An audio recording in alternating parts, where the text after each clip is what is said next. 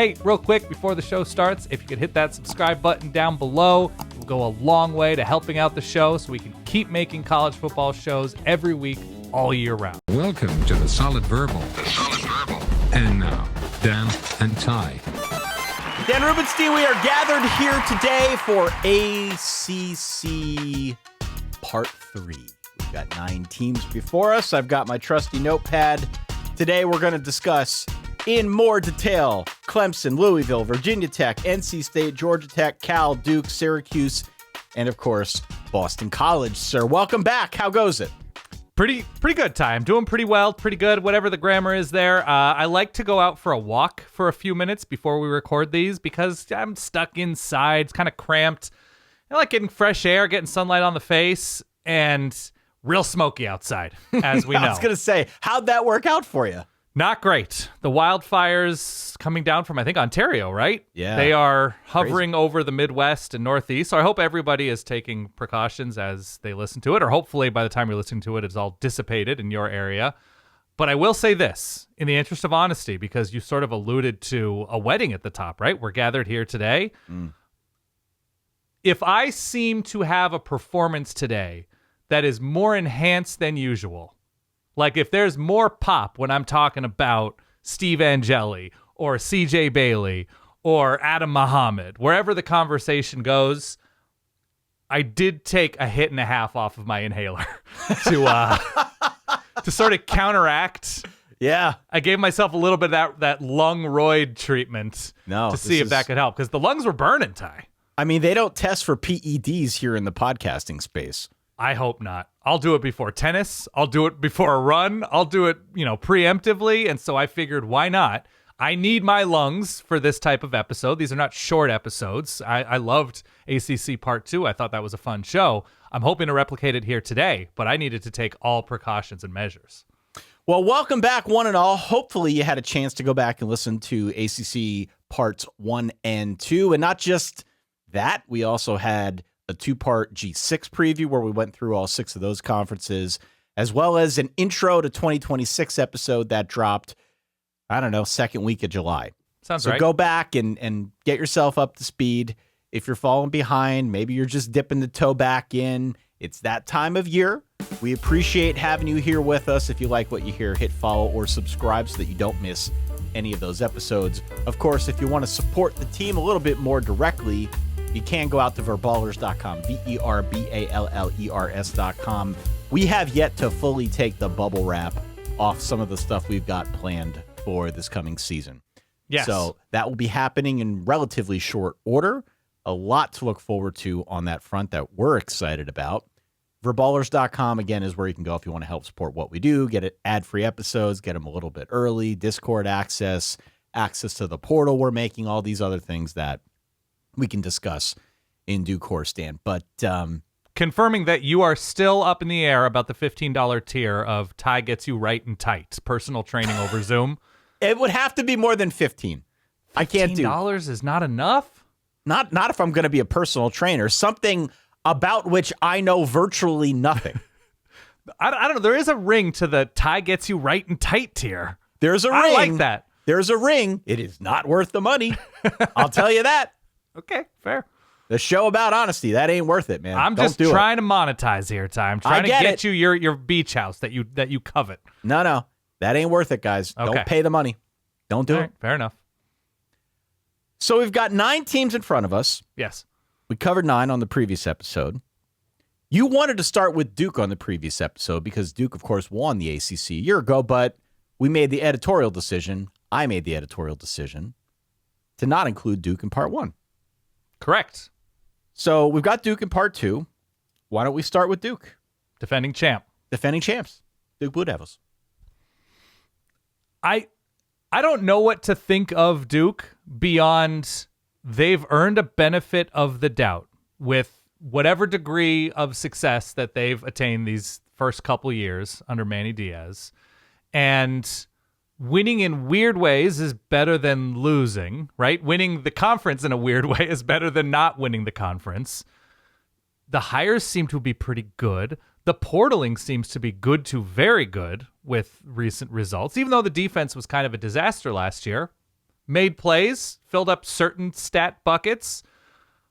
Duke is fascinating. Duke is once again trying to do what it's done these past couple years, which is find talent in the portal, look to the Ivy League once again, as they did last year. I think it's a Penn receiver this year for Duke. Yep. So there's that. Go Quakers? Quakers? Yeah. Go Quakers. I think Manny Diaz should be talked about in the same vein as how we talk about Rhett Lashley, where he's earned a certain benefit of the doubt, that he has immediately built teams that have been competitive, have won in weird ways, have lost in weird ways, but not enough to really affect the bottom line, to the point where if you're looking at both the Mike Elko stretch and the Manny Diaz stretch, Duke has turned into a capital P place where one can win consistently. It's kind of crazy.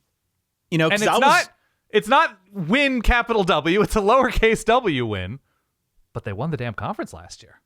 It's such a weird pretzel you need to bend your mind into when you're trying to figure out Duke. Yeah. Because like you, I feel very mixed.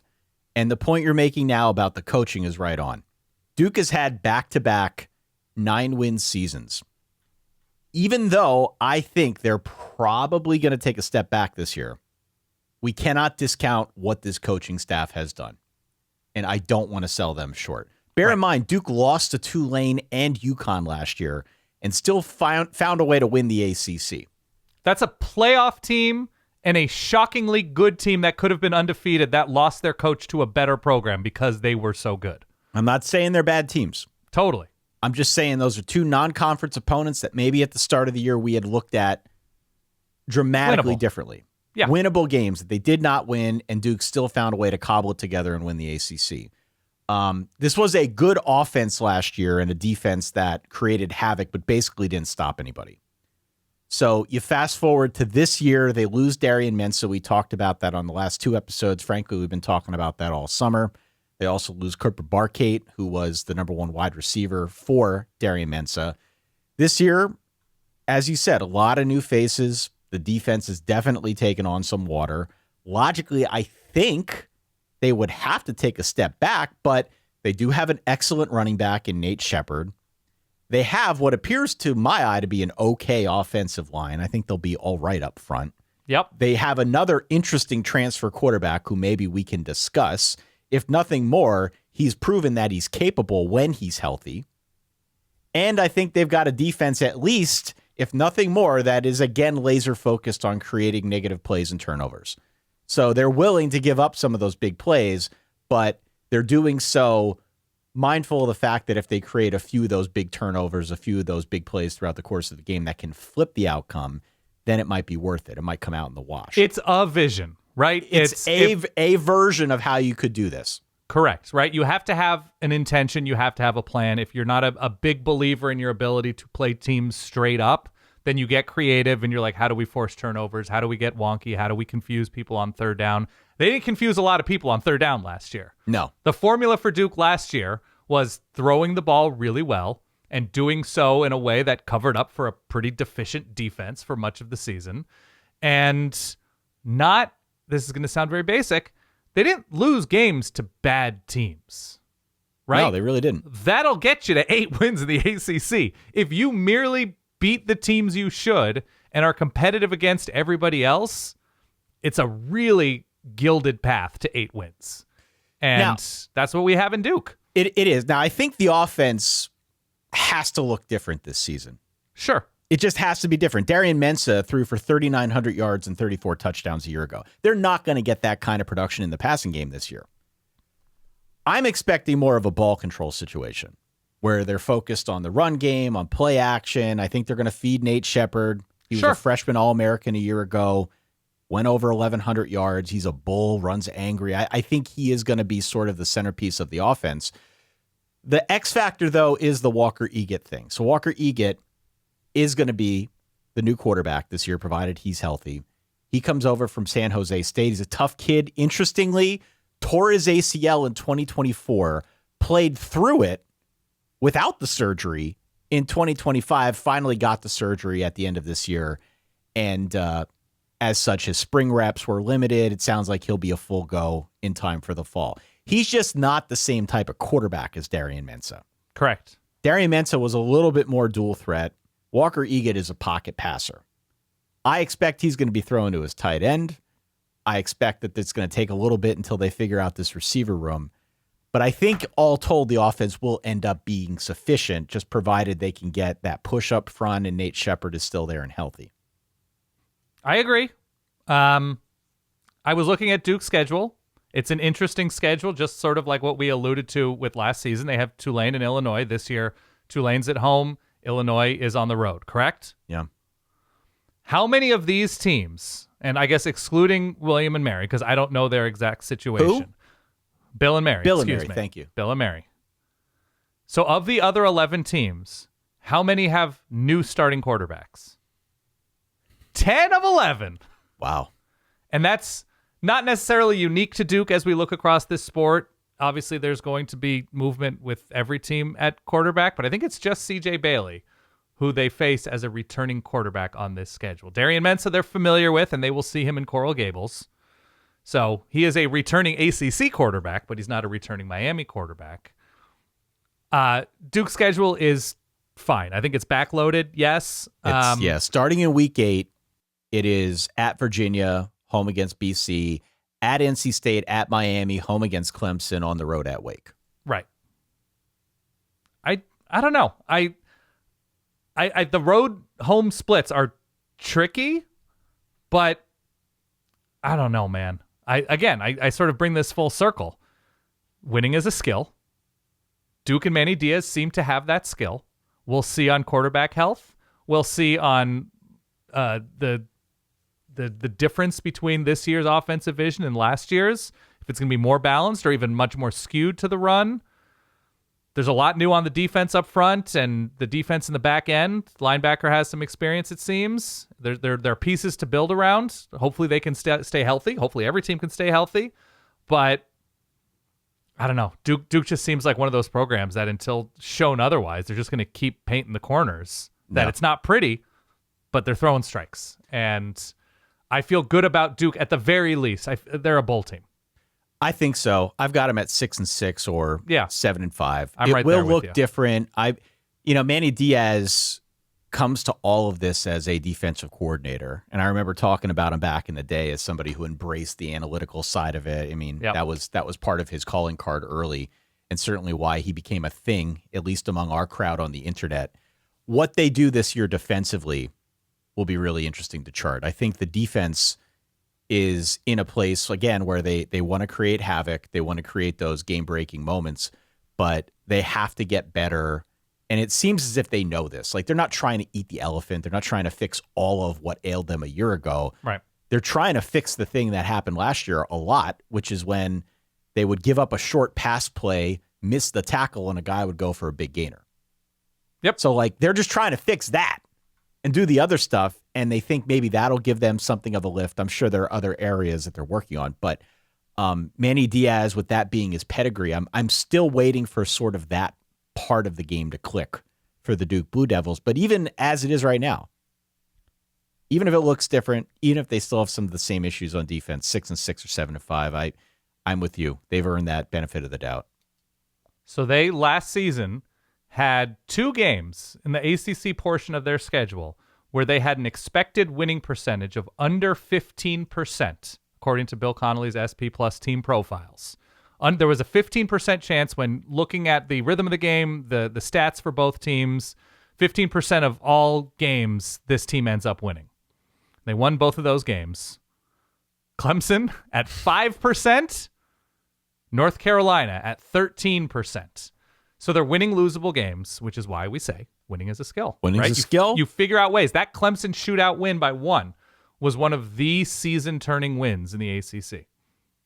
Doesn't need to be pretty, just needs to work. Correct. You mentioned the Clemson Tigers, Dan. Let's go. Let's talk about the Clemson Tigers. Okay. Clemson's over-under is 7.5, which caught me off guard. Okay. In the playoff 2 years ago. Yes. In the playoff 2 years ago, won the ACC 2 years ago. Mm-hmm. Damn near won that playoff game. Last year, Dabo Swinney follows it up with a 7-6 season, which was his worst record in 17 seasons. Yep. This is a preview episode. We're going to talk about how we think Clemson will do this season. But the real question, in my opinion, is whether there is a strategy being implemented here. Is there a strategy, or is hope the strategy?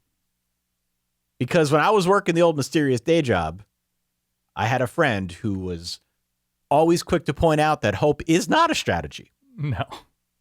It's not the way you go about it if you want things to work. I could probably make a case for both. But I will say this to Dabo's credit. Dabo was more active than ever in the transfer portal, particularly on defense. They brought in the types of guys that Tom Allen wants to run that thing. If Clemson is good this year, I think it'll be led by that defense and probably in no small part to some of those new bodies that he's brought in to try and boost that defense. Yeah. This is not to say you need the portal. You need to use the portal in order to win big. That is not the case. We know that's not true. Yeah. But his, I would say, general reluctance to go that direction with the program has definitely been striking. It's been something we've talked about. He kind of veered from that course a little bit here, and I'm curious to see if it works out for him, and if it does, is this something that we're going to see more of in the future? I agree. Look, the base layer of Clemson is basically they're starting ahead of essentially everybody in the conference other than Miami, I think, right? So their starting point is a championship coach, a pass rush that should be one of the best in the conference. Should be very good. Yeah. Should be very, very good. Yep. A defensive coordinator who I think we believe to be somewhere between very good and excellent, at least for stretches. Yeah, absolutely. I think Tom Allen is a respected defensive mind. Receivers that are probably close to the top of the conference, if not in the top tier of the conference. Very good. Very good receivers. Love that. Very good receivers. Yep. Home field advantage. Yep. Pronounced. Mm-hmm. Yes? Yep. There's a lot that is, just vaguely speaking, in Clemson's corner.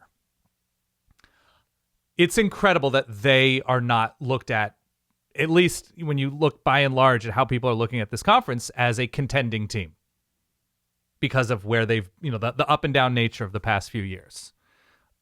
I don't feel great about them. I have no idea what to think about Chris Vezina at quarterback. I have no idea if this offensive line can suddenly and magically start anchoring a rushing attack that seemed to be completely absent last year. It was completely absent last year. I have no idea if a defense that seems to have NFL players on multiple levels can be somewhere close to excellent for stretches, which they didn't seem to be last year in the bigger games, or consistently in bigger games. I don't love the Chad Morris thing. I don't love looking backwards. That's just a me thing. Perhaps it works out, perhaps it doesn't. But it is wild to me that I looked at who's on this team, looked at the questions, and feel as if they are a second-tier ACC team, given where they're starting out, because I don't trust them situationally under Dabo Swinney anymore. I don't trust the quarterback development. I don't trust the offense. I don't trust the intentions. I don't trust them in big games to win close 50-50 games anymore. And when you can't run, and maybe they'll run this year, I hope they run this year, you can't do much in the red zone either. So you're limiting your scoring opportunities, and it is wild to think about having a realistic conversation about Clemson in this manner because they've forced us into it. It's weird. When I jotted it down on my note sheet about is there a plan or is hope the plan? Right. My first thought upon reading that back was I'm being unfair. But then I dug in a little bit more, and I don't know what the plan is, frankly. I mean, I guess if you squint, you can kind of see where Dabo's trying to take this now, but it is a lot of Back to the Future type stuff, right? Yeah. And I don't know. I'm curious. So let's kind of level set with them. Okay, let's get back to square one, basics with Clemson. If they're good, at least initially, it's led by their defense, which you mentioned a couple times here. They look very solid in the front seven. Yep. Bit of a rebuild in the back, but plenty of options back there. Pass defense was an issue last season. It looks like they're actively trying to solve that. It does feel like there's some vision on this side of the ball, to be fair. The question is on offense, though. They did not take a transfer quarterback. It looks like they're going to roll with Christopher Vizina. They went with a nostalgia hire in bringing back Chad Morris, who ran the offense way back when. Time is going to tell if that was the correct decision, because Clemson does have the good wide receivers. They do have a promising young running back, and they have, if nothing more, been recruiting pretty well along the line. Whether they can plug and play some of those guys, we'll get to that once the season gets moving. But to your point, bringing back Chad Morris is definitely a choice. Definitely a choice. I would say schematically, it's a signal that they're trying to be a little bit more balanced on offense. They're trying to prioritize that run game and get better than they were a year ago, and trying to put less on the quarterback. And I saw in the Athlon preview, they had a note from another coach who was like, hey, yeah, great that they're doing this. They sort of tried it last year, and it didn't work then. So there's a case to be made that just because they're trying to emphasize more balance, they're trying to go in this direction with their scheme, it still might not work. But if that is the plan, and if they are trying to make things more balanced, so a little bit less is on a new starting quarterback, if you're living in that universe, you could at least understand that this is some semblance of a plan. You could understand why they didn't feel the need to go outside and bring in a transfer quarterback if they've got somebody in-house who they think is good enough to be, in effect, a game manager. I don't know if that's what they're going to ask of him, but he was a 4-star recruit. He had offers all over the place. It's not like he's a walk-on. He just hasn't played much. Right. So what are they going to get out of him? What are they going to ask out of him? I don't know. There are a bunch of moving parts here. There is a lack of a track record on several different fronts. I hope for Christopher Vizina's case, he pops. I hope all of this goes well. This is where I get to the part where I talk about the schedule and I say that I hate it. I hate this schedule for Clemson. It's a real interesting one. Yep. Like, there is some element of talking in circles until you get to the schedule. Because with all these moving parts and so much uncertainty across the board, mainly in offense, then you look at the schedule and it's like, man, I don't know about this, Scan. I don't know about this. It's okay. I want to say they play 4, as we think about them now, good quarterbacks. Obviously good quarterbacks on this schedule. They have 3 of them in the first 5 weeks of the season. So healthy Sam Levitt, I would count as a good I don't know if Sam Levitt's going to be healthy, but that's on the road in the other Death Valley, and they have Sam Levitt there. Yep. They have JKS, short week on the road in Berkeley. Okay? They have Darian Mensah at home very early October. It's 3 quarterbacks. I think we can agree. Healthy Sam Levitt, asterisk there. Yep. Darian Mensah, JKS. Good quarterbacks. I have no idea what to expect out of the quarterbacks after that before Lenora Sellers to finish out the season. That game is at home as well, right? Right. It's a Clemson game at home. Yep. The defense needs to be, both sides of the ball need to be immediately ready, because if those offenses are good, we expect Lane Kiffin's LSU offense to be good. We should expect Clemson, if they're going to compete for those games, to have the capability of scoring 30 points. For the Christopher Vizina Clemson offense, Chad Morris run Clemson offense, to be capable of scoring 30 points against good teams or being able to keep up with good offenses, however you want to position it. And so that's the schedule. It could have a high ceiling, as Clemson has a better starting point than basically all of these teams. And it could have a low floor, because Clemson seems to have a higher starting point and has still proven that they can lose some of those games. So fascinating year. It's a really, really interesting plot line to follow. Just if you're interested in the story of college football, if only because of some of the characters involved and some of the recent history of this very successful program that has won at the highest level. Clemson is definitely grappling with transition at this juncture. And I don't know if going back to Chad Morris is going to be the result or the answer and give them the results, but I don't know. Time will tell. it's different. It's a different kind of Clemson team, especially on defense, as we always seem to have the man, they go 6 deep along this defensive line. And they have this All-American candidate at linebacker, and they've got these lockdown dudes at corner, and this All-American, maybe first-round pick at safety. Will Helt is really good. No. Sammy Brown's really good.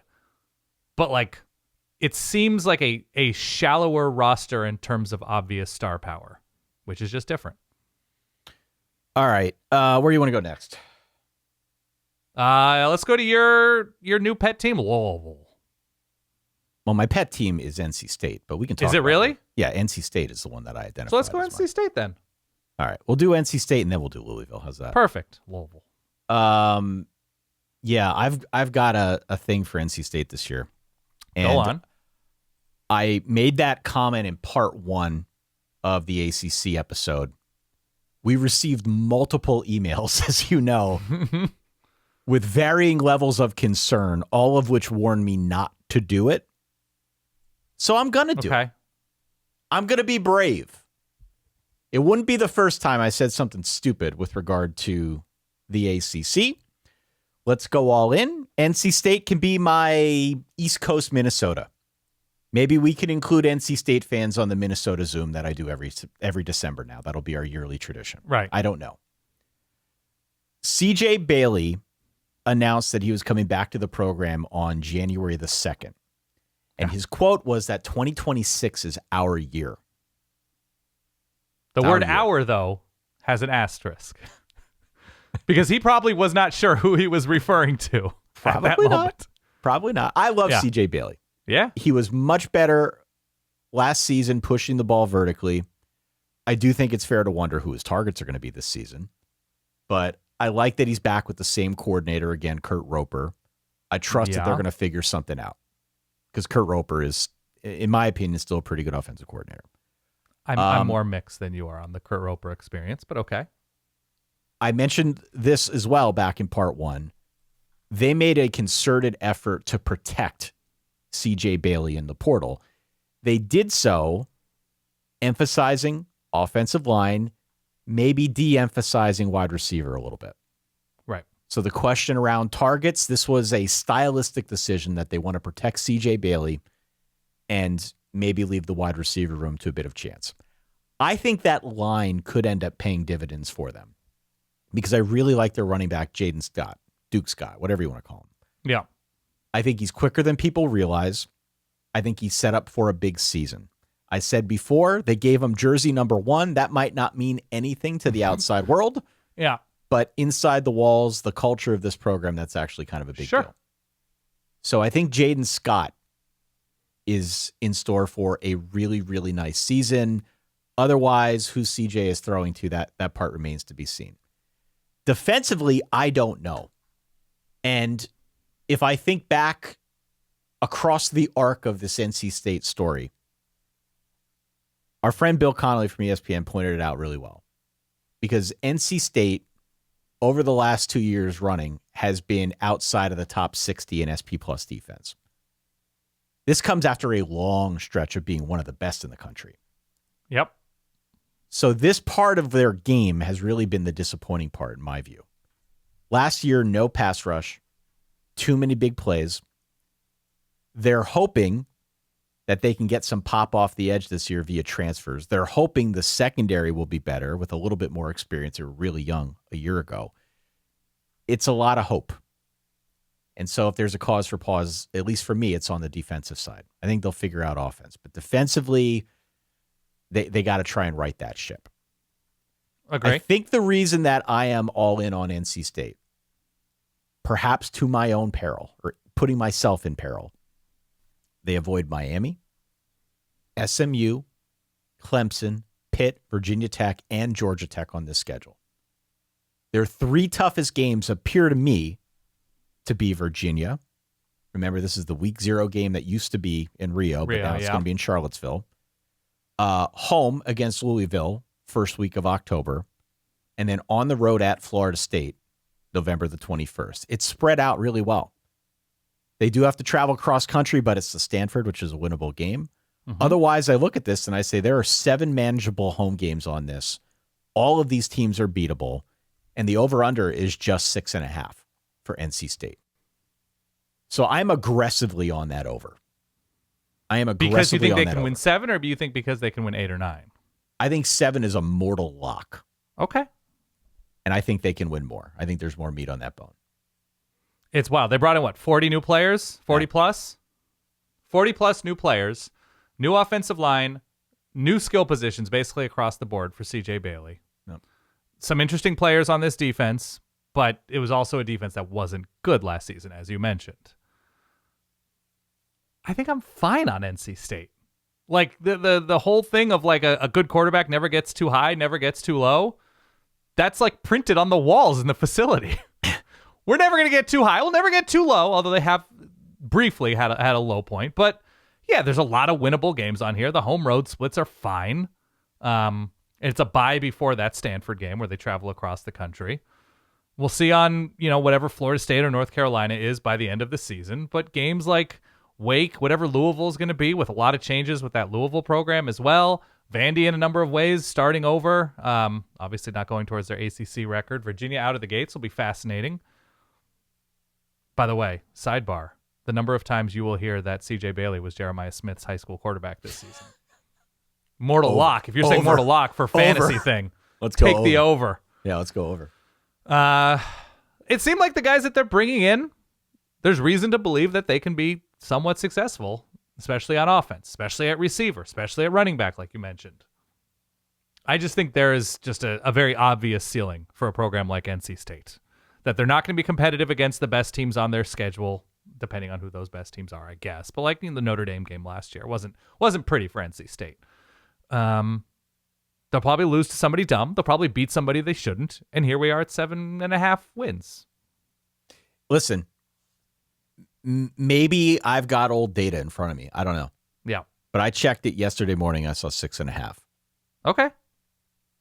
If that is the actual number, that's disrespectful for this team. This is a team that I think is easily going to win 7. Yeah. And maybe more. But again, I've been warned not to say that. So here I am again, touching the hot stove. They were one of the, in terms of what they need to fix from a data standpoint, one of the absolute worst third down defenses in America. Could not get to the quarterback last year. One of the worst sack rates in college football. The running was inconsistent, though that's sort of, new offensive line, new running back. We'll see if there's improvement there because there was absolutely talent at running back last year. Yeah. A great red zone offense and an explosive offense, but the defense just took too much off the table, that it ultimately didn't matter in terms of having a breakthrough season, even with the starting point that they had last year as a promising quarterback with good receivers. You mentioned Louisville. Let's go over to Louisville now. Okay. Last year, it was Jeff Brom's 3rd season at Louisville. He's now gone 10-4, 9-4, 9-4. There is no question that he has absolutely raised the floor. There is no question, judging from the response on our Discord at verballers.com, where if you want to sign up and learn more about that, you can go there. I may be the biggest Jeff Brom fan in the entire Verballer hood. I am starting my nonprofit Bros for Brom this year. Okay. They're right on the cusp. They are right on the cusp. Last year, especially so. After beating Miami on the road, they then go in and they lose 3 other conference games by a combined 7 points. Mm-hmm. So it's hard to do what they have done 3 straight years. Not just winning that many games, but also reconstructing basically through the portal every offseason. Clearly, this is a guy who knows how to build something very quickly. The question is, with a new starting quarterback who has virtually no experience, and is this some of the 4 in 4 years quarterbacks? 4 in 4 years, yeah. So it's Shuck and Plummer and Miller Moss and now Lincoln Kienholz. Yeah. The question is, can he do it again? Can he do it again given this setup? There's a lot to like about Louisville. Personally, I've got Louisville 3rd in the ACC, just a nose behind SMU, but you could just as easily make the case for the Cardinals. I don't think that's a difficult case to make. Where I'm stuck up, though, is on the Lincoln Kienholz thing. Okay. Go on. Lincoln Kienholz, transfer quarterback from Ohio State. extremely unproven. And I did read conflicting accounts of his performance this spring. So I'd say that, along with some of the other uncertainty on offense, is why I'm ultimately going to go SMU over Louisville. I just don't know what we're getting from Lincoln Kienholz. I think there are big questions out wide and along the line. Okay. How they use Kienholz will also be an interesting thing to follow, not just if he's successful, because Lincoln Kienholz can move. And I think that means they're going to do more quarterback runs, read option, that type of stuff that you're used to seeing with a mobile quarterback. I think you put that alongside the likes of Isaac Brown and Kejuan Brown. That added threat of having the more mobile quarterback sets them up for a bigger season on the ground, provided the line can hold up. And that's a big if for me on the line front, but at least like you could kind of see the makings of a plan there with the mobile quarterback and the running backs who are pretty good. Right. Yeah, I don't know if Louisville is actually good or there's just a vacuum near the top in the ACC that just has to be filled by somebody. Well, that's fair. And they get SMU at home, yes? Correct. Right, if you're looking at the push-pull, we had this conversation last year, I think, about who's number 4 in the Big Ten. Completely erroneously, by the way, we had this conversation. We're like, man, that Week 4 matchup between Illinois and Indiana will go a long way towards deciding who's number 4 in the Big Ten. Whoops! Yeah. Wrong about that one. Yeah. But it does look like that Louisville-SMU game seems important about, near hierarchy, near the top hierarchy in the ACC. It seems that way. I hope we are closer to being correct about this than we were last season. Yeah, I mean, we're doing the same sort of song and dance, right? Where we're just like, well, if the portal offensive line holds up, right? If the quarterback transfer holds up, right? They should have a very strong running game. They should. Where I think we have to look, though, if we're serious about Louisville, is defense. I think the stronger case for Louisville is actually on defense, because there are offensive questions across the board, right? You got an unproven quarterback, a line that lost like 5 of its top 6 guys. Mm-hmm. Who's the target out wide? Is there a target? Like, there are real questions there. But defensively, I think all 3 levels of this defense are among the better units in the conference. Like, they're probably probably gettable up the middle if you want to split hairs, if only because they don't have like great depth on the inside. But the secondary is somewhat rebuilt. I don't mind what they did back there, though. I think they'll be fine. And I think defensively, even though they now have 2 new coordinators, 2 co-coordinators stepping in after Ron English stepped away, I still think defensively they're going to have a nice little bedrock that they can build upon, provided that the offense has a little bit of a runway. There's not a ton of runway, but provided they've got a little bit of a runway to get themselves in order, I don't think it's like the defense has got to bottom out. The defense is going to keep them in this thing. They have basically 2 obvious losable games on this schedule. Yeah. If we are to consider Louisville to be a pretty obviously good team, maybe not great, but a pretty obviously good team, and those 2 games, 2 of the first 3 weeks of the year. And that's why I talk about runway. That's why I talk about runway. It's a runway thing. Yeah. But you look at the rest of this schedule, you look at the offenses faced or the defenses faced. If you have offensive questions about what they're looking like up front, if you have defensive questions about replacing some of those playmakers, especially in the back end, I think those are all reasonable. But you look at who they're playing. Like, there are games that might be tricky at Georgia Tech later on in the season. If Georgia Tech is able to, we'll get there, get their act together, especially on defense by that time in November. But you look at this schedule. Kentucky, look, they blew Kentucky out last year. Kentucky made the change at head coach. This is a sort of like, it's on Louisville. No. They should be flirting with double-digit wins, given what's on their roster and who they play and where they play. It's a matter of health, depth. Obviously, they, were starting a backup quarterback against, I want to say, SMU last year in their low moment. I don't think Isaac Brown played in that game either. So it's a depth thing. It's a, what do they look like in November thing? And they're doing the okay, this guy was a major quarterback in a backup role at a big place thing. Again, like Tyler Shuck was a reclamation project. Jack Plummer was a reclamation project. Miller Moss was a reclamation project. Those guys were all to various degrees somewhat successful. Tyler Shuck's now an NFL quarterback. Miller Moss was kind of back end of the ACC and didn't fully work out as a quarterback with pop for them last year. But to your point, if Lincoln Kienholz is something, Yeah. they're flirting with double digits. 100%. It is not hard to make a case for 10-2. It is not hard to make that case, but it is reliant on Lincoln Kienholz giving them something on offense. It is reliant on a line. It's reliant on a lot of that offense coming together. But again, Brom's done this now a couple years running. We know he knows how to coach offense. So another guy who I kind of give the benefit of the doubt when it comes to will he or won't he figure it out. He's proven that he knows how to do that. As the charter member of the Bros for Brom Club, I have the utmost faith in Jeff Brom to figure out a way to make this thing go this year.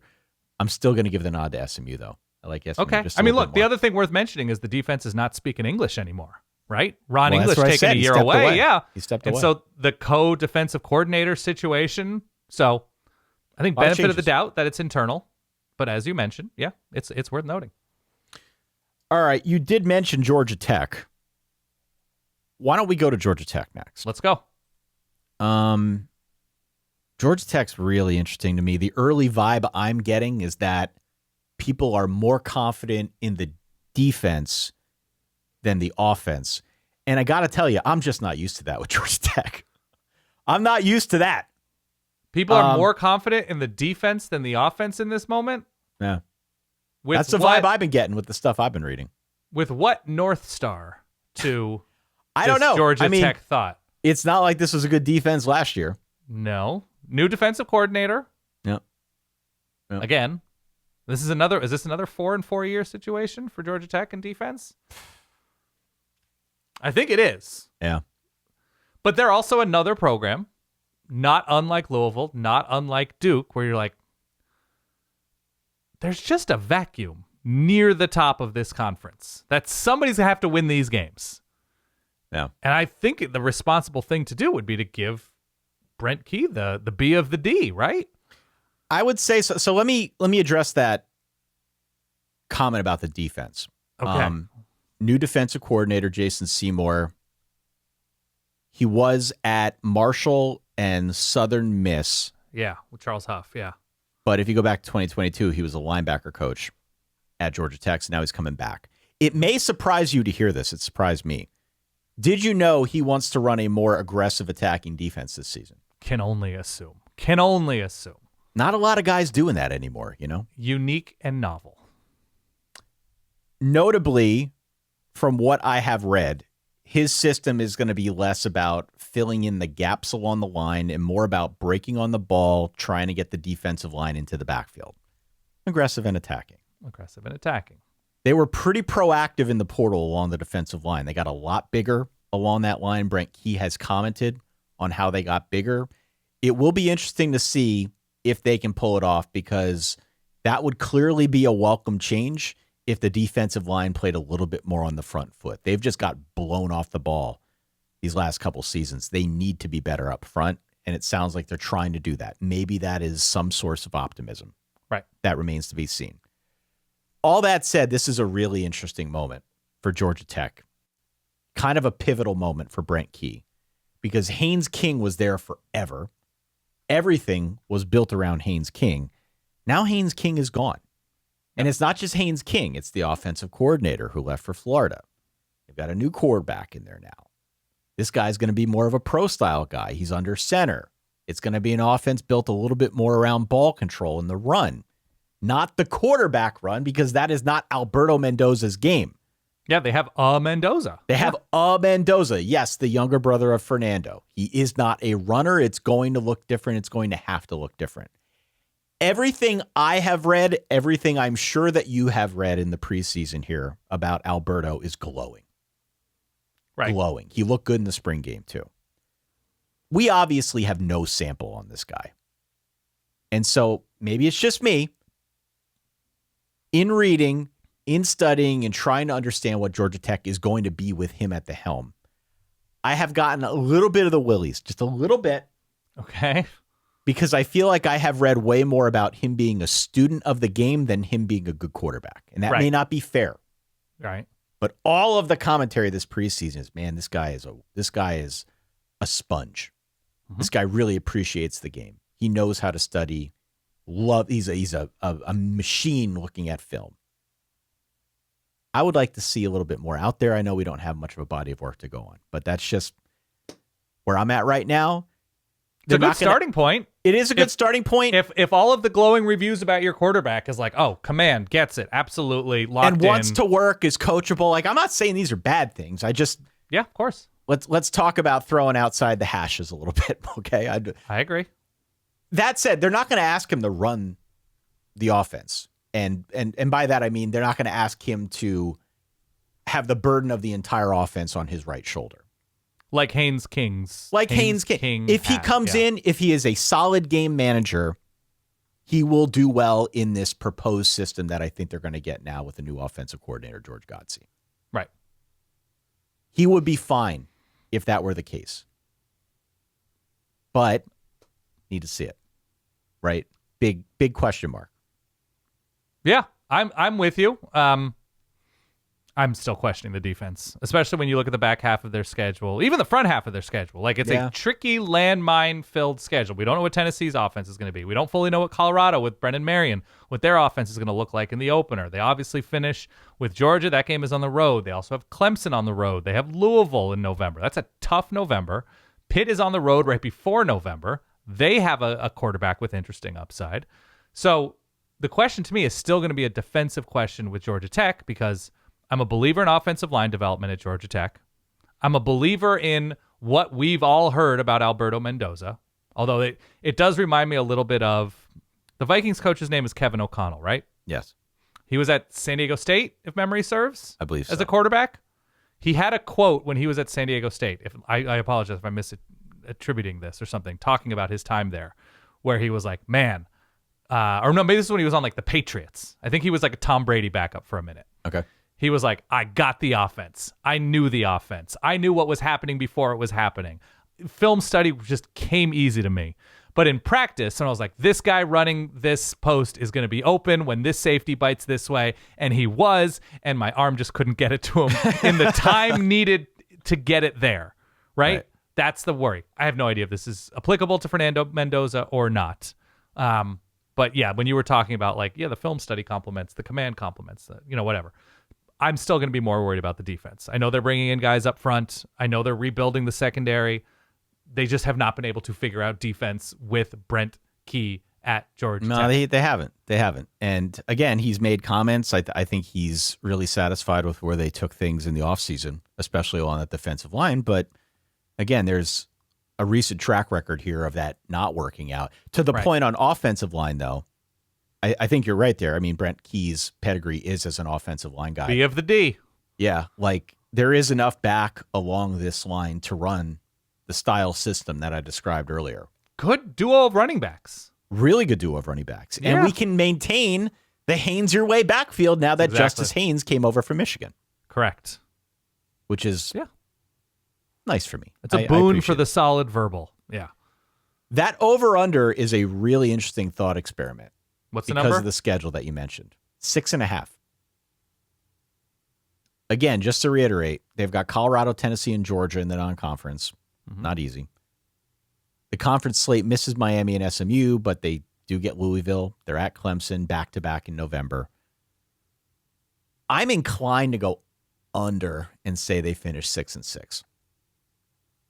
I think part of this exercise is you look at the number of games on a team's schedule that feel close to automatic wins. And I feel as if the bottom of the ACC is improving. It is. That in the last few years, when you look at where Stanford was, when you look at where Florida State was a couple of years ago, when you look at where Boston College was, when you look at where Syracuse was last season, when you look at where North Carolina's been for stretches, I feel as if the floor has been raised and Georgia Tech is likelier to lose to one of those teams if something goes wrong some week, right? That the plane was delayed because of weather. They didn't get in until 4 a.m., right? That they could maybe get away with a down week in years past because they were playing that year's Syracuse or North Carolina or Florida State or Stanford or something. And so when we judge that win total number, we're basically saying how many teams on any specific team's schedule seem to be like rollover moments. And I don't think there are in the ACC in the way that there were before. No, I mean, I looked through the schedule, and the way that I kind of game this out, I think they'll beat Colorado and Mercer, Stanford and Boston College. I don't think they're beating Tennessee or Georgia, which gets them to 4-2.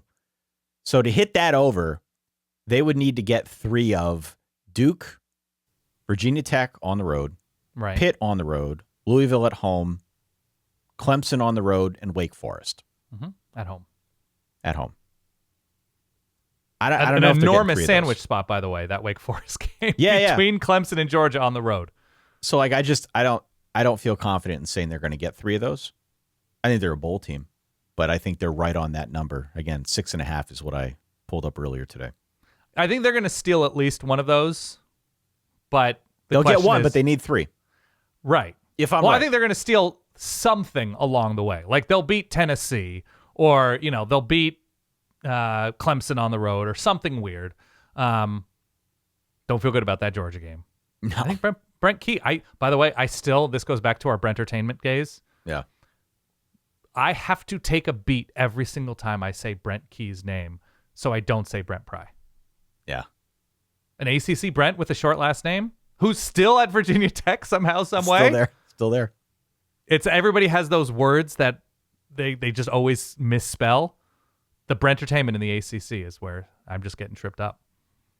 Speaking of Virginia Tech, did you see the quote from James Franklin earlier today that I sent you? Is he also the SID at Virginia Tech? This is from our friend Does a Brett great job. McMurphy Yeah. over at On3. Quote, this is from James Franklin, quote, "Early in my career, we always had to do more with less. And then you go to a place like Virginia Tech, and you got to understand how to do more with more," end quote. Well, look, I think he's referring to Bravo. the Bravo. limitations at Penn State when he took over after Bravo. Bill O'Brien. Bravo. Didn't Bill figure O'Brien it out in obviously took 12 the brunt years. of That's that. why he's coaching at Virginia Tech now, but whatever.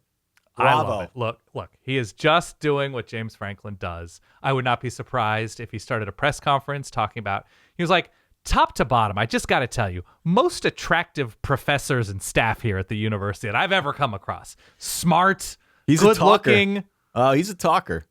just conventionally and unconventionally attractive from the top down, right? Like he knows what he talks about. This is at ACC Media Days, right, in Charlotte. Yeah. How he sought out Frank Beamer's blessing before taking the job. Bravo. I think The it was Mark PR Ennis who was masterclass just from this yeah. guy. It was our friend Mark Ennis. It was just like PR layup after PR layup. Yeah. He's just doing it, man. And you know what?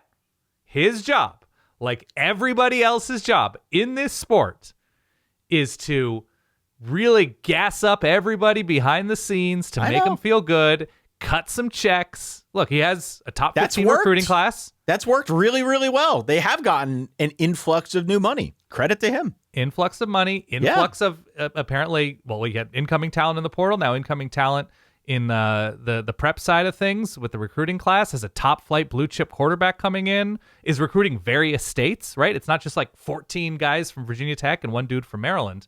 He's, it's the old, well, what was the Howard, the presidential candidate who started yelling all the Howard Dean? states. Yeah, Howard he's doing the Howard Dean thing. He's in Ohio. He's in Massachusetts. He's in Florida. He's in North Carolina. So, yes, from an optics standpoint, and he said this today too, that they've won the offseason. Now it's time to get going for the real thing. The only thing I am confident in saying is that Virginia Tech is going to be better than they were last year. That's it. Yeah, of course. That's it. I said it in part 1. Many others have said it as well as they try to do a preview for Virginia Tech. Virginia Tech is almost impossible to project in 2026. Yeah. Other than to say they're going to be better than they were a year ago, I think that die has been cast. But this is a full freaking reboot. You got James Franklin, a mostly new staff outside of Brent Pry. You got Which, by the way, the sidebar of this as well, for somebody who loves the optics and PR side of things, like James Franklin very much does, he has been robbed of the ability to say, I don't know what they were doing here last year. I know. Because he kept the guy. He kept the guy. It's his guy. It was He his guy. doesn't get to say we're doing things a little bit differently because he has to be a little bit nice. New players, new energy, a lot of new money. Yep. ton of Penn State influence on this thing. In terms of returning production, there's a lot, quote unquote, back, but practically speaking, everything's new. This is a completely new setup. This is like taking your CX-5 to the shop and having them swap in like the engine from a different car. That's what this is this year. That's a Mazda reference, by the way. That is a Mazda reference. Yeah, I know you've had mixed issues feelings with that. about Mazda right now, Ty. How's your condenser situation? It's in the shop. Still? They told me 2 to 3 weeks. Really? Yeah, I got a loaner. So we'll see. I've enjoyed my Mazda up until now. Not a sponsor could be, I suppose. But is it a cool loaner? It's a smaller loaner. Man. No respect. Did you tell him who you were? I told him who you were. Didn't help at all. In fact, I think they gave me a worse deal. No. You have to pedal this car. I know. It's not great. But we'll see. I'll get there. One of the things that has given me the most joy while digging into Virginia Tech is the mentality of this fan base. And it's you have this from time to time when you preview teams with new coaches and a whole bunch of new players, but it never ceases to amaze me and give me a lot of joy. Right. Everyone wants to win. Everyone wants to win. But I feel like every time I have tried to poke and prod and talk to Virginia Tech fans about their expectations this year, the response has been overwhelmingly been, whatever. Yeah. Whatever. We got a much better coach. We should be better. But that's about it. And I think that's healthy, actually, because this is a proud fan base that's won a lot in the past. There just seems to be an understanding that it might not click right away. Right. And I appreciate that. And I hope James Franklin appreciates that. James Franklin is very good at this part of the game.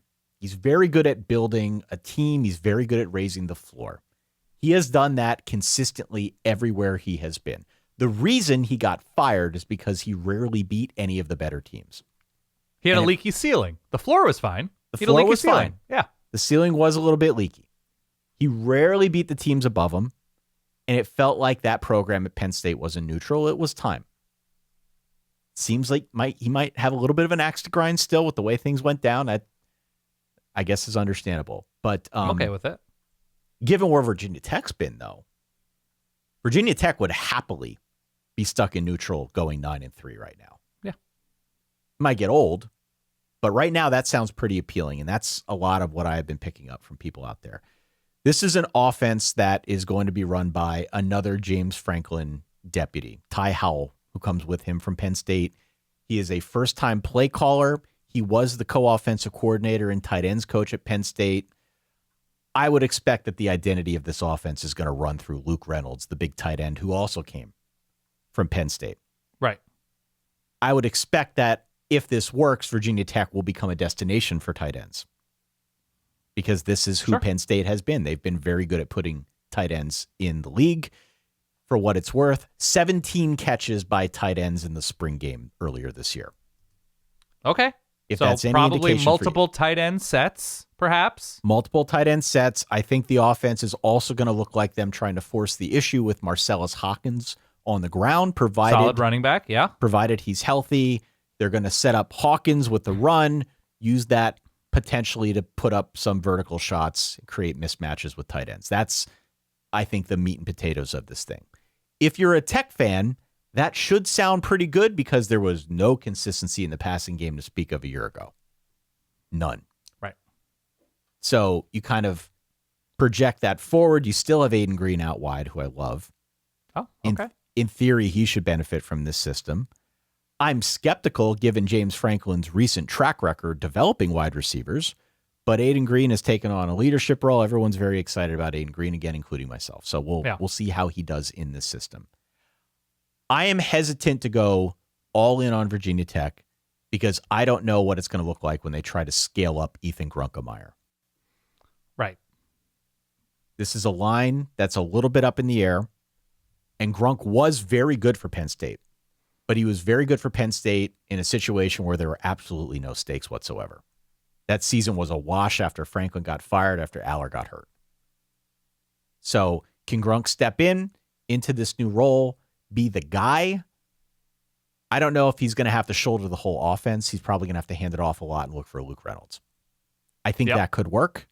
He easily could be one of those quarterbacks who flies under the radar and ends up with a really, really solid season. He could be much better than that. But the scalability of Grunk is something that I'm keeping my eye on, something that I jotted down here. Showed a little moxie, showed a little fire. Showed a lot of moxie. Oh, yeah. Thrust into duty, nearly led a win against the eventual national championship. I'm not implying that. Yes, I'm not implying that Grunk is a liability. I don't think he's a liability at all. I think he's but the infrastructure at Penn State around him was just better different. last season. Yeah, that team had more talent, especially in the backfield. Here's a bigger picture question, because as I was looking at all of these teams, and something I've already mentioned before, the following phrase or thought kept popping into my mind. We're just like, well, they might be good on offense if this new offensive line works out.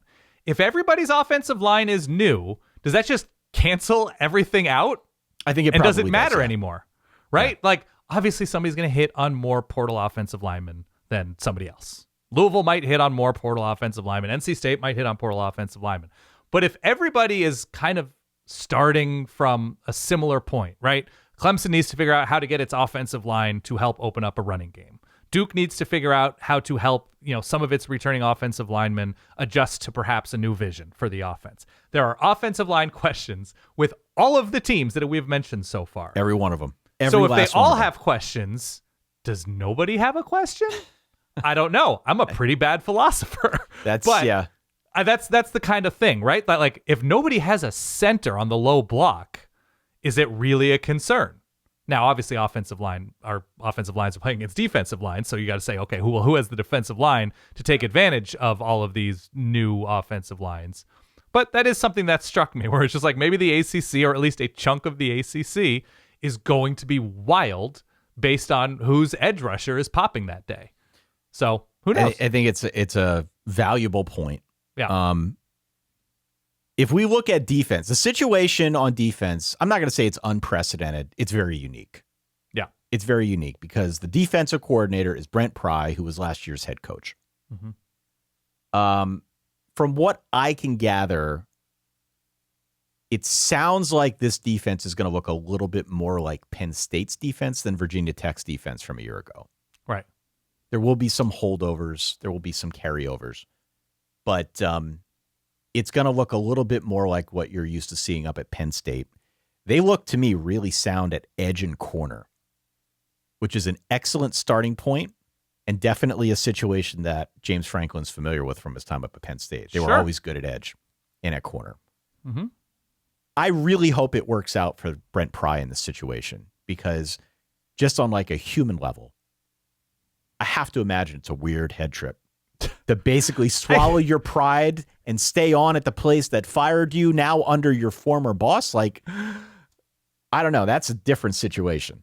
By the way, the gentleman responsible for the vision for this defense the past few years, which was not good at all for last this year. Defense. It was not good last year. No, but what I'm saying is, Brent Key, ultimately, the buck stopped with him. He hired the defensive coordinator. He was in charge of what kind of defensive tackles Virginia Tech would try and target, and what they would do on third downs, what they would do in the red zone. It came across his desk, and it again comes across his desk. It's as if he appeared on Undercover Boss and just stayed in that pretend role. Well, I was going to say, we need the Tim Robinson clip. We're all trying to figure out who did this. Exactly. But the CEO is undercover as a mid-level manager, and now he's just more comfortable as a mid-level manager. So I guess he's just going to stay. Yeah. I flip-flopped on Tech in this schedule 100 times. At first, I thought it looked good. Then I didn't know. Now all I'm confident saying is that it looks really backloaded. And the toughest games are on the road. Back half of the year, at Clemson, at SMU, at Miami. James is going to have a chance to exercise some of those demons against ranked teams. And we'll see how it goes. There might be some lingering trauma there for Coach Franklin. Right. Going up against these teams, all three of which could be ranked when they play later in the season. The win total is 6.5 per Vegas. I am aggressively on the over for Virginia Tech this year. I think the absolute floor is 7-5. and you could probably sell me on 10-2. So which I'm which serious. side of the ball are you more concerned about in this moment? Right now, I'm more concerned about offense. Okay. You're more concerned about offense. Yeah. So if you are decently okay with their defense, then you're probably eyeballing 4-0, even though it is Maryland in September. And that is a dangerous time to get Maryland. I am eyeing 4-0 start, yeah. Okay. So that means to just get to a bowl, they need to win, my math says 2 more. Mm-hmm. Right? Yep. Pitt, at Cal, Georgia Tech, at Clemson, at SMU are all losable games. Sure. Yes, we agree? Yep. Stanford at home should be a winnable They're game, gonna but that's win a that sandwich spot between road spots at SMU and Miami. They'll win that And game. Virginia's at home. You'd rather you have your rivalry game at home. Yep. I don't think I'm as confident in the over. Oh, I'm all in on the over. I still think that there is likely not enough talent in the trenches in this moment that now suddenly you're going to say, okay, the gentleman to take me from, a 6-6 potential to 8-4 potential, that gentleman needs to be somebody who can beat Georgia Tech in a 27-24 game, or somebody who can beat Stanford in a weird 17-13 game, or somebody who can beat Maryland 24-23, or somebody who can beat Virginia in a rivalry spot. A big game for Virginia Tech, no matter who the head coach is every single year in the Commonwealth Cup, that can beat Virginia 27-25. And that gentleman who is going to win those high leverage moments in a close fourth quarter spot is Jumbo Jim Franklin. Jumbo Jim. I don't know. James Franklin. That's concerning to me, that the talent is not there to overwhelm teams via usually defense for James Franklin teams this year. That they're going to have to win those 50-50 moments against teams in the bowl, somewhere between 5 and 8 win tier. Yeah. I don't know if I'm locked in. I'm in. Definite improvement from my vantage point. They were definitely going to be improved from where they were these past couple of years. I'm in. Okay. I'm in the 6-6, 7-5 zone. We got 3 teams left. We've got Cal, we got Syracuse, we got Boston College. You pick the next team. I talked to California Golden Bears. All right, you're from the state of California. Very different part, about 7 hours away from the East Bay. But yeah. Is that how long it takes to drive up there? From the San Fernando Valley to the East Bay? Yeah, probably. And then you're hitting traffic both when you leave and when you arrive in that area. Sure. Is there a train or something that runs up there from Southern You would California? think, Ty, by 2026 we would have some sort of high-speed rail. This in isn't a even populous like state like California. This isn't even like a statement. I genuinely don't know. There are trains that you can take that have really nice views of the ocean. They are not that fast. Okay. And they do not go to many places. Okay. But yes, I've driven that drive back and forth a number of times, and you're dealing with, depending on traffic, depending on conditions, if you want to go scenic route along the ocean, if you want to go inland on the 5, it's about 7 hours. So look, I want to turn this one over to you because I talked way too long about Virginia Tech, but Okay. I want to start off the Cal preview by talking about this change I have detected, Okay. that I have felt. I have felt a change in the Calgorithm. Have you? I'm not on social media as much. No, so you're this isn't even a social media thing. Oh, this is just like the electrons passing through your office. This is the simulation of our universe here. Oh, okay. So you're picking up the heightened electromagnetic waves of the Calgary. Like in the Matrix when they saw the cat walk by twice. Yeah. A little bit of that here with Cal. Because a couple years back, it was all like friggin' doom scrolling. This is a just program stuck in the mud that wasn't going anywhere. Right. The last 2 seasons now, it's been a lot of shareable memes. Okay. A lot of good vibes, mostly shareable memes. And now they kind of feel like a trendy team because they've got JKS at quarterback. They've got an exciting new coach, Tosh Lapoy. It feels to me like the vibes are really strong here with Cal. And so I am holding myself back a little bit from falling victim to the hype train. As we know, that happens to me every offseason. Right. And I'm trying not to let that happen to me with Cal. I should add, I have a dynasty going in college football 27 with friends, and I did pick Cal as my team. I'm very excited about Cal. But the question that I have for you is, how excited should I be? Should I practically be with respect to the Golden Bears? Excited in terms of like competing for the conference, or excited in terms of like entertainment value? Entertainment value. You should be very excited. Okay. There is a good enough reason to think that you could flip on the ACC network in mid to late October. I believe Max Brown is now doing the headline ACC network games. Yeah. Good for him. With Wes Durham, I want to say, is the voice of the ACC network. Shout out ACC network. That you could turn on that game in, it's SMU Cal in late October. And you're like, wow, it's 44-41. And there are 6.5 minutes left before halftime. Right? Yeah. I think that's going to be the essence, or if you will, the JK essence of this. Thank you very much. That's good. Come on. That was a shower this morning. I was like, ooh, that's pretty good. Okay. Of this Cal team. The Cal team under Tosh Lupoy, who did, I think, a magnificent job of making sure JKS, Jaron Kiave Sangapulatele. You got it. First try. Thank you very much. Stayed with the Golden Bears. I'm not terribly confident in this offensive line. I am confident in this position of skill group players. The receivers, Adam Muhammad, the Washington transfer at running back. The experiments that they're doing with this team. 2 new very green coordinators on either side of the ball. And then going after like Oregon third string dudes to anchor this defense. Not saying it's a bad idea. Oregon was very deep with talent last season. The idea is these guys can play if given the opportunity, especially in a conference that may not be as difficult. That's the Cal experiment this year.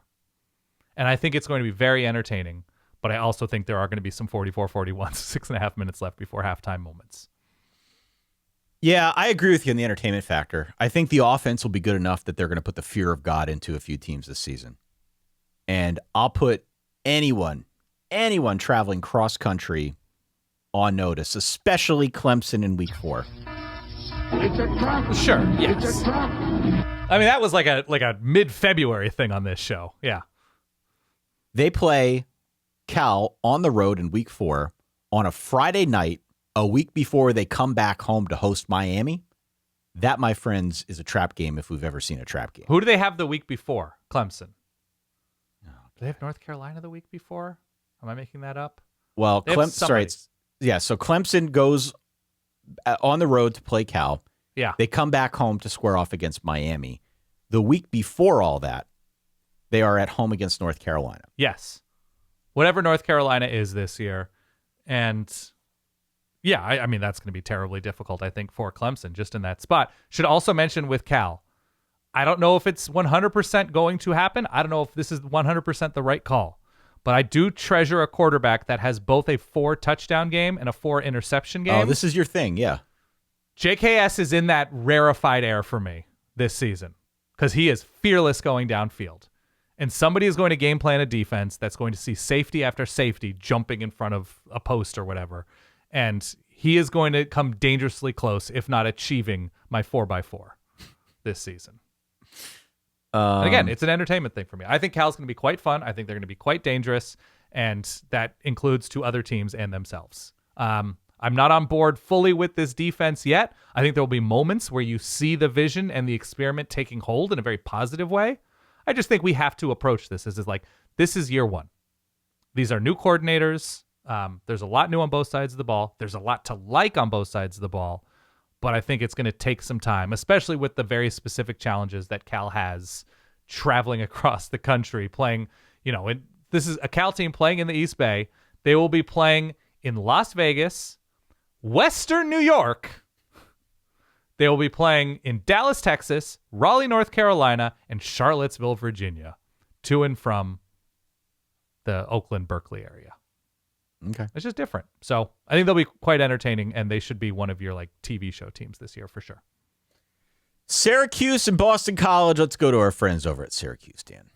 Okay. Syracuse. I think I like the idea of Syracuse more than the actual Syracuse this year. Did you see Fran Brown's quote this morning? I did not see Fran Brown's quote. I don't know if Andy Staples, our friend Andy from On3, asked him this question, but he noted Fran Brown's answer. He said, what did you learn from last season, or what did you take away from last season?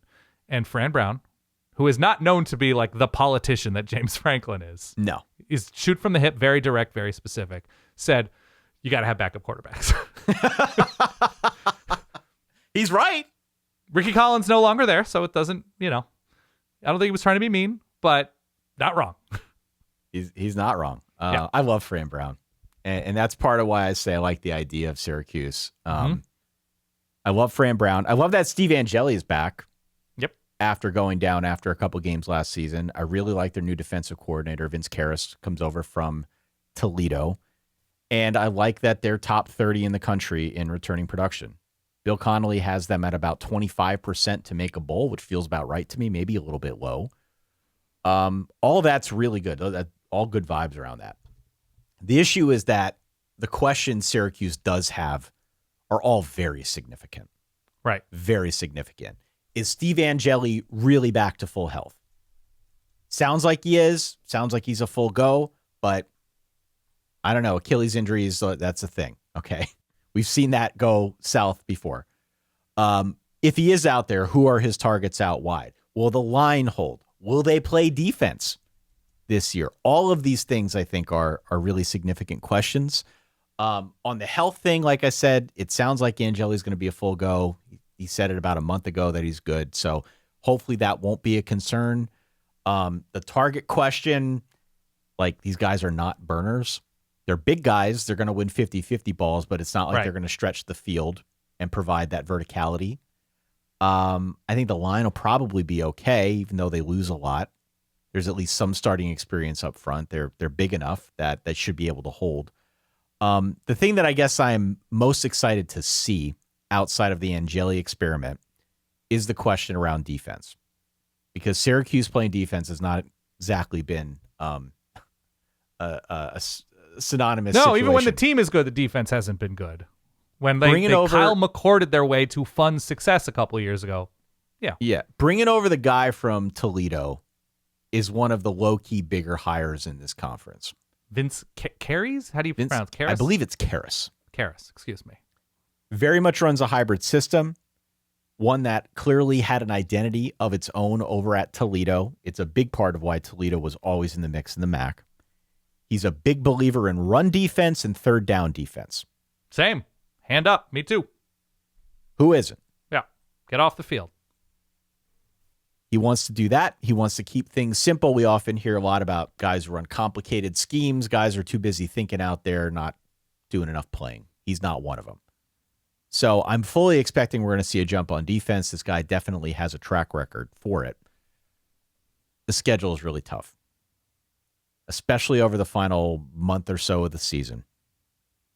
I would say it's pretty tricky throughout, but especially the latter part of this thing is really difficult. There's just not much runway. So even though it pains me to say this, I hope I am wrong. I've got him at 5-7. I think that's fine. There's just too many questions. Look, they're counting on a lot of small school guys to work out at important positions, and hopefully they do. I always enjoy a fun Syracuse team. It's a lot to ask. The schedule is difficult. The quarterbacks they'll face is not easy, especially if some of the question marks work out. It's going to take a minute to bounce back from last season, even with a healthy Steve Angeli. That's a tall ask to be like an 8-win Syracuse team last season with how that roster was constructed. I enjoyed the hire. I thought it was a really savvy hire going after the Toledo DC. Yep. They finished with Notre Dame, Marcus Freeman, and quality MAC coaches. Doesn't always mix super well. Settle. I can send you some literature. Yeah.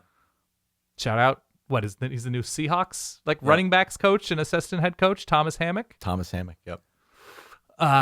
You got to be fun before you can be good. And I hope Syracuse is more fun this season. Receiver's a big question. They got a 5-star Calvin Russell. Unfortunately, got hurt over spring, so they were hoping for some immediate contributions from him. I don't know if he's playing this year, but I hope some of those smaller school dudes work out, because I want there to be a high floor in this conference. And if there isn't a high floor in this conference, it's probably because Syracuse didn't figure it out, and maybe Boston College and Stanford didn't figure it out this season. So hoping for a higher floor for every conference. Yeah, I don't think Boston College is going to figure it out either.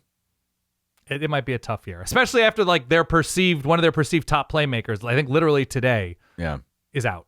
Kalen Chudzinski, excuse me. Yeah.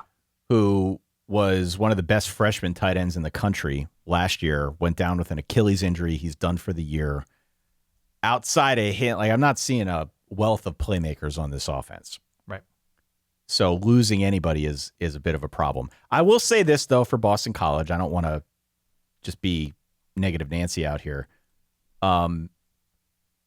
There are at least a couple reasons why they will be extremely interesting to watch.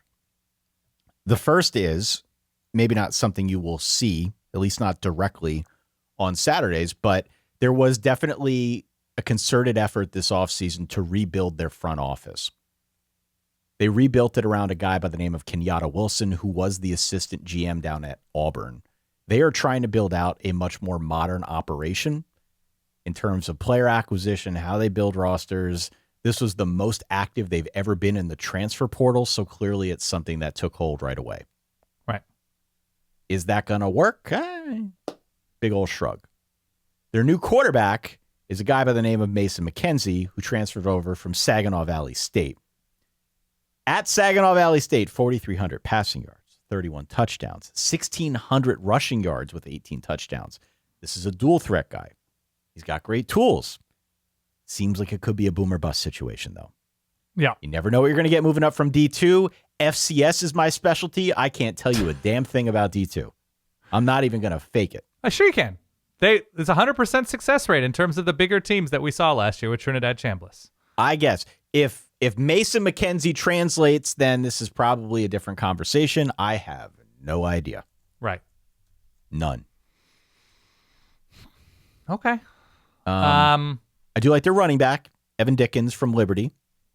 He had a good year last year. People were very high on him this spring. In theory, you could pair a guy like Dickens with a running quarterback like McKenzie and maybe do some interesting stuff. We know Bill O'Brien knows offense. Yep. Calling the plays this year, yeah. That could be something interesting to watch. What I don't want to watch, but what is still interesting to me, new defensive coordinator Ted Roof. Okay. It's his moment. Ted Roof has been with 12 different teams over the last 20 years. I'm going to say this now as I do every preseason. Under no circumstances should your team ever hire Ted Roof for this job. Agree. Don't do it. I don't know if Ted Roof has pictures on guys. I don't know if he's got compromat. Great massages. I don't know if Ted Roof is just a likable guy, a clubhouse guy, a glue guy who helps build the culture. I don't know what the appeal is with Ted Roof, but I can tell you what it's not. Whatever defense he puts on the field everywhere he goes. He is not good at this job. I cannot believe they would hire him again at a different spot. There surely needs to be somebody else somewhere in college football who is better at being a defensive coordinator than Ted Roof. So, if you are a Boston College fan, get ready for the leaky roof. It's coming. Hopefully, offensively, you can score enough points to counteract it. But for the rest of us who maybe aren't rooting for the team, it will be interesting to see if this, again, happens with the Ted Roof defense. I hope for their sake it doesn't, but I don't know. We've got a lot of recent history here to suggest that this just won't be a good defense because not solely because of him, but definitely not better because of him. It's nearly impossible to find 6 wins on this schedule. If everything works out on both sides of the ball, given the talent on hand, given some of the restrictions, it's basically impossible to find a bowl resume for Boston College as it stands now. Now, especially losing Chudzinski at one of their tight end spots, because they were going to build the offense about running the ball and going heavier sets with multiple tight ends. It's a tough schedule, and I don't see it, and hope we're wrong, but it seems like it's going to be a long year. That does it. Part 3 officially in the books. The next episode that we drop will be Big 12. Part shame 1. on you, Ty. Didn't they sell the naming rights? Isn't it like the Red Bull Big 12? Oh, yeah, that's right. Monster. The Prime Monster. I think every week we should attribute a new sponsor to Big 12 football. Only energy drinks. Unless they want to pay us. Do you drink energy drinks? No. They give me I don't heart do anything beyond palpitations. like black coffee. They give me heart palps, man. I feel like I'm dying. I had a sip. I think maybe, no, not even a sip. I had like half a Red Bull once. And I think I saw God. Like, it was very difficult for me to wrap my mind around half of a sugar-free Red Bull. I just feel like it's instant heartburn. Probably, yeah. But again, it's the Prime Big 12? Celsius? No, it's Monster. Monster Energy Big Yeah. 12. Well, who knows what it'll be next week for us when we do the Big 12 preview. Anyway, that's coming up. Hit follow or subscribe. Hopefully you enjoyed this episode. Again, if you have thoughts to the contrary, anything you'd like to add more detail to, solidverbal@gmail.com is how you can always reach out. Verballers.com is where you can go if you want to support the team. And certainly if you made it this far now, an hour and 20 plus into a very specific 9-team ACC preview episode. Yeah. Chances are you like what you heard. If you're or still you are around. EJ Manuel. Who's on the ACC network? Is he no, he's like full ESPN now, right? I think so, yeah. Who else is on the ACC network? Max Brown. Yeah. Wes Durham. Big West Durham fan. Taylor Tenenbaum. Yep. There you go. But not EJ Manuel anymore. If you enjoyed what you listened to over this last hour and 20 or so, Yeah. please feel free to leave us a star rating or a review. All that stuff really helps. Good call. Good call. Especially if you work for, it was Celsius, the Celsius Big 12? Monster! Excuse me. Monster's been around forever. Celsius, I think, is like the newer one. Is Monster the one that's sort of like a Tyrannosaurus designed the font? Like it's that like a Tyrannosaurus bit. scratching an M? Yeah, you got the It's a scratch. claw scratch M. Yeah. Monster Energy. Okay. Good to know. We will be back next episode talking all things Big 12. That does it for the ACC. Excited for this ACC season. We will revisit our ACC thoughts a little bit later on. Once we get closer to the season, we'll do a full-on prediction special and reheat some of these thoughts. But for the time being, you know where we stand on all 17 teams in the ACC plus Notre Dame. We're going to round the bend here, talk Big 12 next episode. For that guy over there, Dan, for myself over here, Ty, thank you for hanging with us, for your ongoing support. We'll catch you soon. Stay solid. Peace.